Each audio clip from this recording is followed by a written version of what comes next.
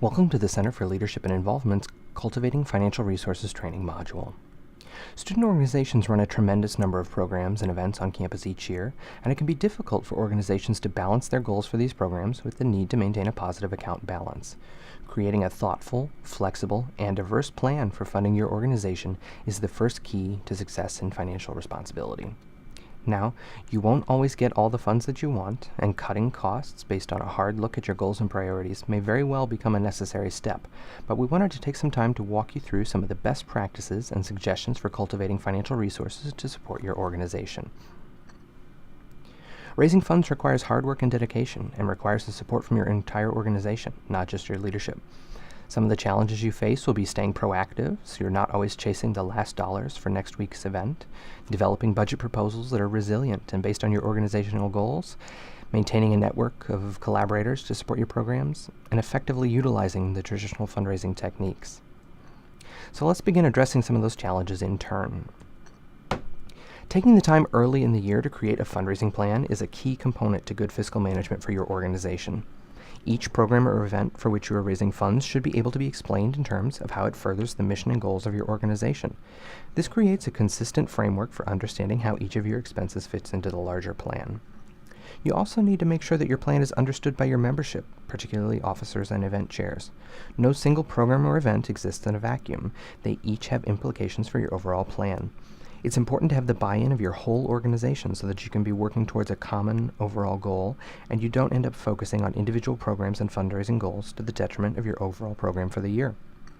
By tying each component in your plan to the mission and working with the group at large to understand the plan, you can begin to define priorities and contingencies.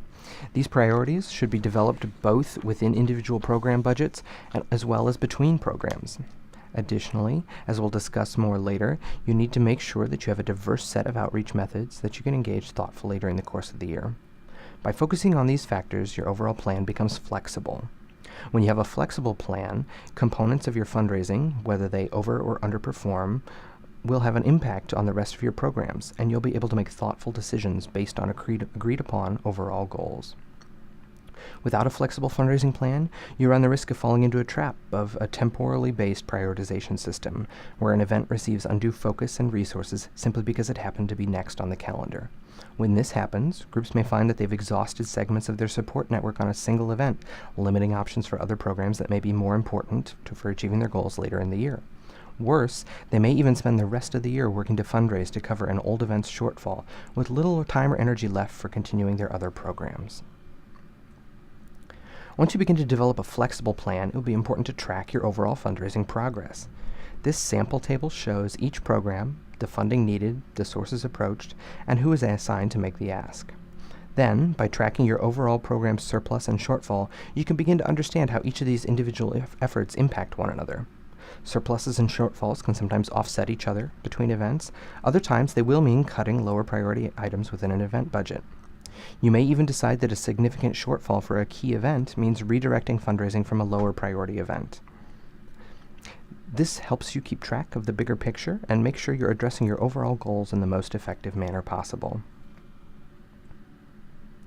Shifting focus from your overall financial plan to budgeting for individual events, you'll find those same considerations of goal-based thinking, prioritization, diverse sourcing, and flexibility continue to be applicable. Developing successful budgets will start with clearly defining your program goals and identifying your intended audience. These determinations should really be a key factor as you begin to plan a program or event, and they should always be articulated when making a pitch for funding. Before you even get into the specifics of your request, these factors set the tone for whether or not a funding source will be interested in awarding funds for your program. Once you have your defined audience and goals, it's time to start getting down to the details of your funding request. You want to offer specific, itemized costs, providing a clear picture of how you plan to utilize the funds you're requesting. And, even if you're asking a funding source for only a portion of the funds required for an event, make sure that they know the full cost of your event and what support you've secured from other contributors. Reviewing your event history, working closely with your event planning team, and working with your advisor can be important steps to make sure your budget is comprehensive, clear, and that you have few unanticipated costs. As you lay out your line items, just as when you outline your overall fundraising plan, it's essential to prioritize items so that you can be flexible. There should be no all or nothing budgets. There will always be some core components without which your event cannot proceed, and you should identify those early in the planning process. Beyond your core costs, there will be additional levels of priority, all the way up to items that merely add ambiance to your program. Another key in these levels of prioritization is to be scalable where possible. Perhaps you'd like a panel of speakers for an event. 2 or 3 speakers may be the minimum you need to have the conversation that you're trying to facilitate, but 4 or 5 might be ideal. Have this scalability in mind as you're deciding whether to allocate funds between these 2 panel sizes or to other items in your budget, focusing on securing core components before scaling up items or adding lower-level priorities.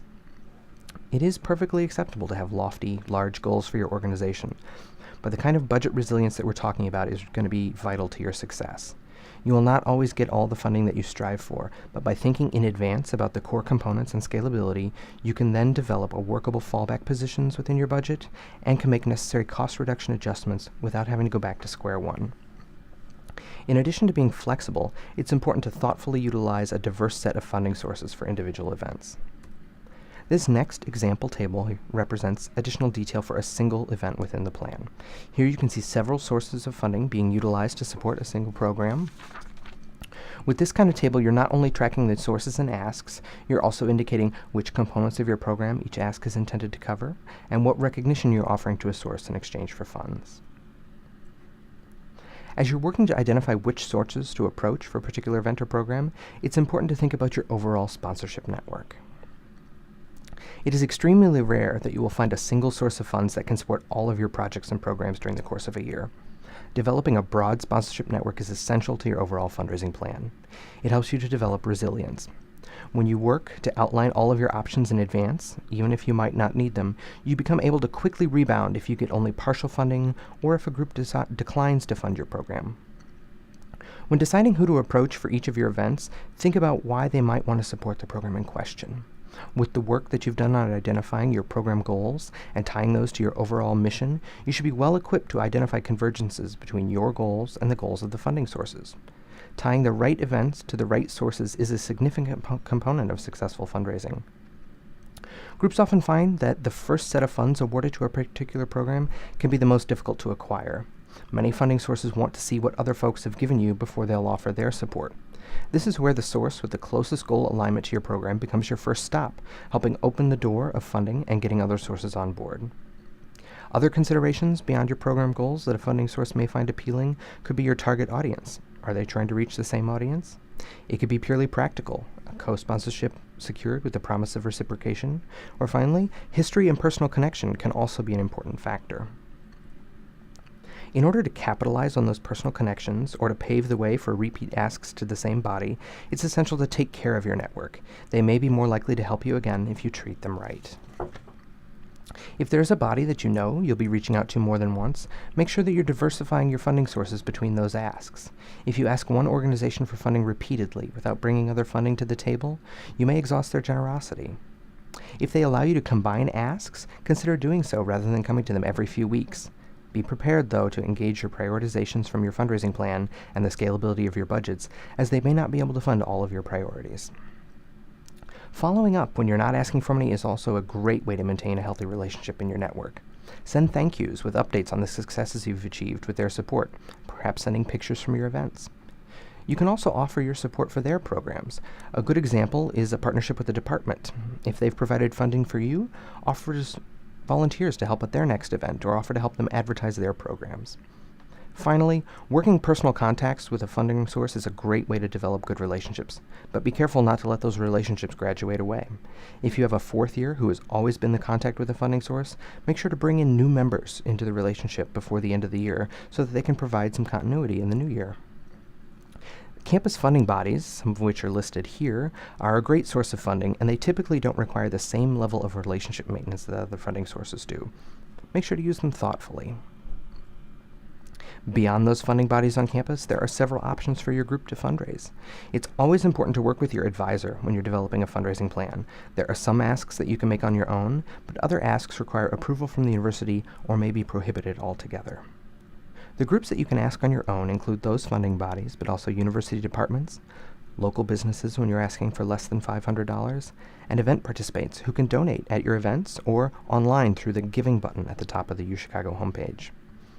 The kinds of asks that require approval, and which may be lengthy in some cases, would be any outreach to alumni or parents, any asks of more than $500 to companies, and any outside grant applications, which have to be made by the university. You cannot submit grant applications on your own. Beyond asking your network for funding, there's also the fundraiser.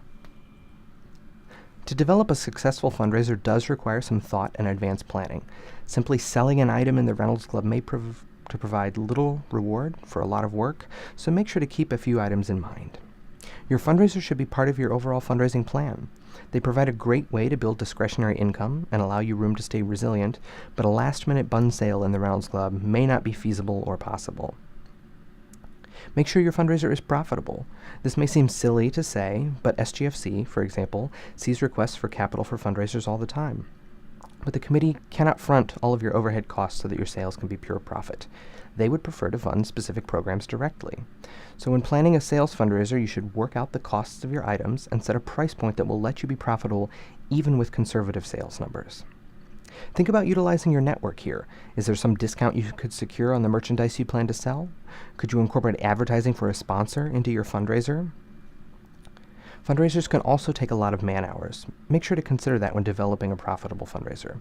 You don't want to spend 20 hours tabling in the Reynolds Club for a $50 potential profit. Make sure you're utilizing your volunteers effectively. Then, don't set aside your mission and goals when it comes time to run a fundraiser. Make sure you have a tie between your fundraiser and your goals. At the very least, make sure it's a great marketing opportunity. A memorable fundraiser may serve to boost attendance at your events or even your membership. Finally, when thinking about the fundraiser, you will need to make sure to keep all of the university financial policies in mind. A few examples include the university is not allowed to utilize any third-party payment systems. This includes PayPal, Square, crowdfunding, or online sales, with the exception of tickets sold through the Logan box office. If you offer advertisement to sponsors, remember those can be in print or on merchandise only. The university's IT policies prohibit corporate advertising on your RSO webpage. Finally, all funds must be deposited into your RSO account. You cannot collect cash during a fundraiser and then use it to pay for goods and services. It must be deposited, and then you must utilize the reimbursement and payment system in Blueprint for your expenses. I hope that this overview of cultivating financial resources has provided you with some ideas to improve the financial planning engaged by your organization. Success in fundraising is definitely possible, but it does take effort and advanced planning. I recommend working with your advisor early on your fundraising plan to make sure that you have all the support that's available to you. Remember to make sure to engage your whole organization in your goals and your fundraising plan. A treasurer cannot do all the fundraising alone. Make sure to diversify your support network and to take care of those relationships so that they can continue to be productive in the future.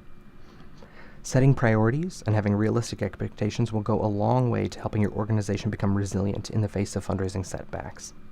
And be sure to share best practices. Talk to your fellow RSO leaders about where they found challenges.